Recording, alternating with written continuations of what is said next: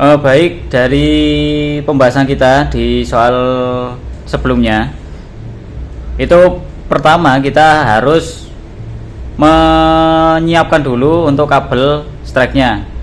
Nah, di sini sebelum kita melakukan crimping kabel strike, di sini ada yang perlu kita siapkan dulu. Yang pertama, itu adalah tang crimping, digunakan untuk memasang konektor dan juga melakukan pemotongan dan juga pengupasan pada kabel UTP-nya. Yang kedua tentunya itu kabel UTP itu sendiri. Di sini saya menggunakan kabel UTP Cat 5. Untuk kabel UTP-nya itu terserah, bisa menggunakan Cat berapapun, caranya juga tetap sama. Setelah kabel UTP, dipastikan Anda juga memiliki line tester. Ini digunakan untuk mengetes atau melihat hasil dari kerimpingan kita. Dan juga jangan lupa Anda juga harus menyediakan konektor RJ45 sebanyak minimal 2 buah. Di sini saya menyiapkan sebanyak 4 buah. Lalu ada alat opsional yaitu kabel stripper jika Anda memerlukan untuk pengupasan kabelnya.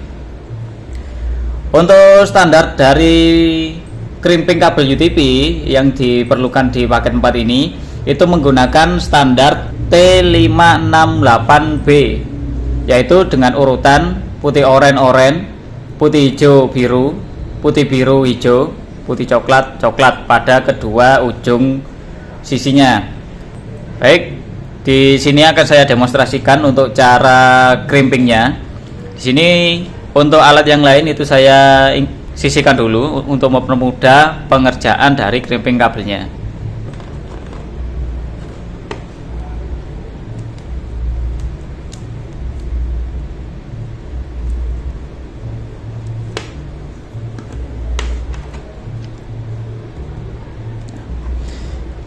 Gunakan kabel stripper untuk mengupas dari jaket kabel UTP-nya dengan cara bisa menjepitkan kabel UTP ke kabel strippernya lalu diputar. Untuk panjang dari pengupasannya itu opsional, tergantung kemudahan. Misal sampean terbiasa memotong atau mengupasnya dengan kabel yang agak panjang, itu juga bisa, nanti silakan disesuaikan saja. Lalu kita susun urutannya dengan urutan T568B, yaitu putih oranye,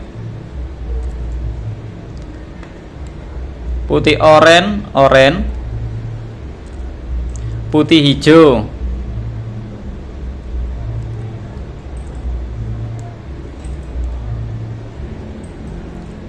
biru,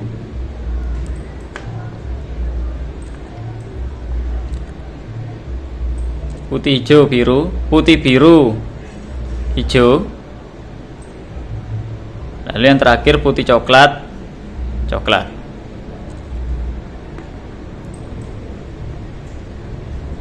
Nah, seperti ini. Lalu kita tinggal rapikan saja dan juga melakukan potongan agar rapi. Untuk motongnya ini bisa gunakan tang crimping seperti ini. Jadi kita potong.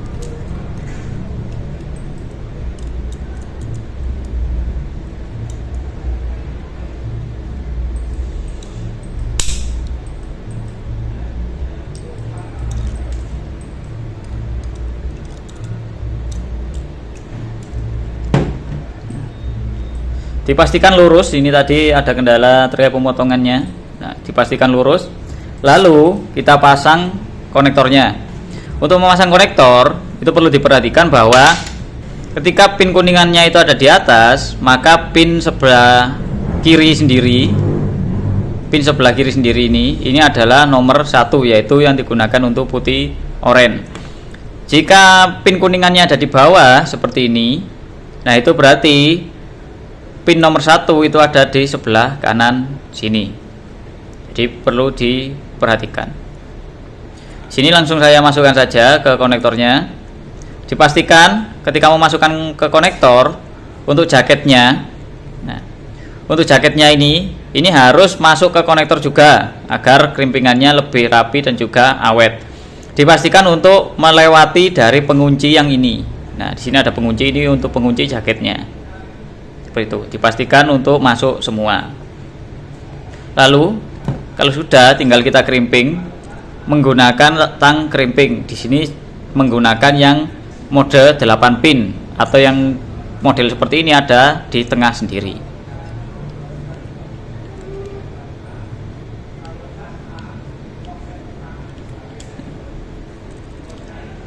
Dipastikan ini nanti untuk hasil crimpingnya itu ditekan yang kuat sampai bunyi cedek.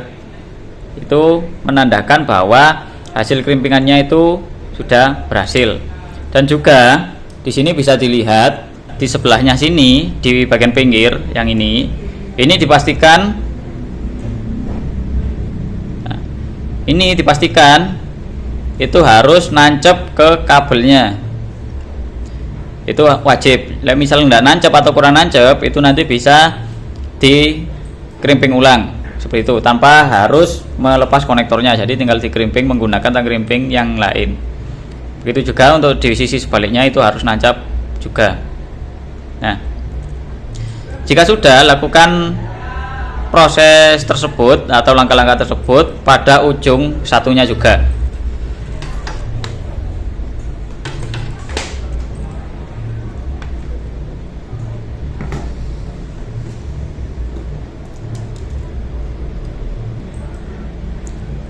Pastikan untuk urutan dari kedua ujungnya itu sama.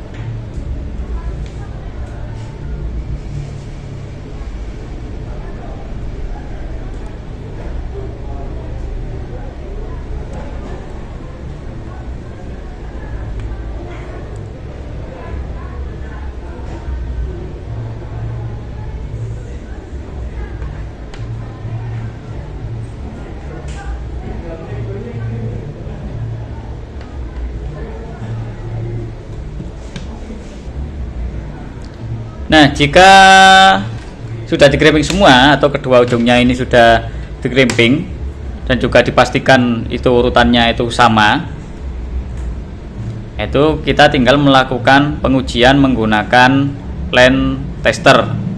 Nah, nanti untuk pengujiannya dipastikan untuk nomor 1, 2, 3, dan 6 itu harus berhasil.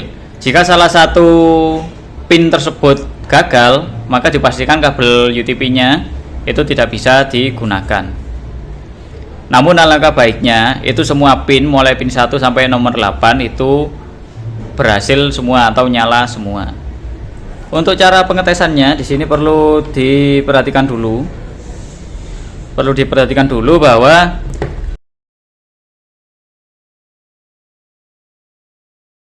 pinnya ini,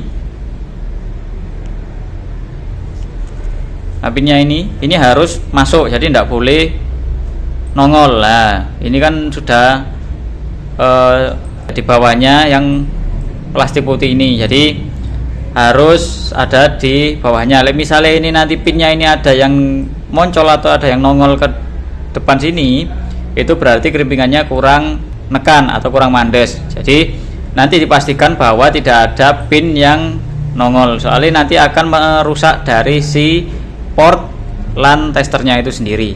Nah, untuk penggunaan LAN tester ini ada sekitar 4 port,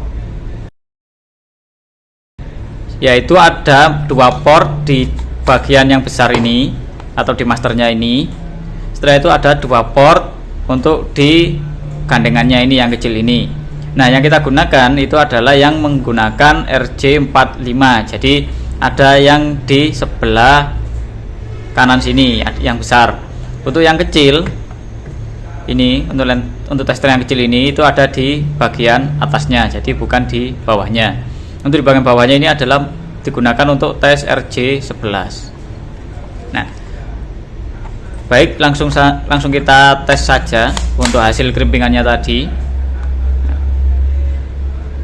Di sini ada mode on dan juga S. Mode on ini adalah mode pengetesan normal, sedangkan mode slow itu adalah lebih lambat daripada mode normal itu tadi. Nah, di sini langsung kita tes saja. Saya menggunakan mode slow agar lebih jelas untuk hasil pengetesannya. Jadi kita masukkan untuk ujung satunya itu ke land tester yang besar dan juga ujung satunya kita tes ke land tester yang kecil. Nah, di sini itu terlihat bahwa semua pinnya itu nyala. Berarti di sini untuk hasil krimpingannya itu sudah bagus. Kenapa untuk G itu tidak nyala? Karena untuk land tester ini atau untuk kabel LAN-nya ini adalah kabel indoor, jadi kita tidak membutuhkan untuk ground-nya. Jika dibutuhkan ground, itu berarti harus menggunakan kabel outdoor yang ada tembaga tambahan untuk ground-nya, dan juga konektornya harus ada yang menggunakan konektor metal di bagian luarnya. Baik, untuk pembuatan kabel strike itu cukup sekian, lalu nanti akan dilanjutkan dengan pembahasan atau langkah yang selanjutnya.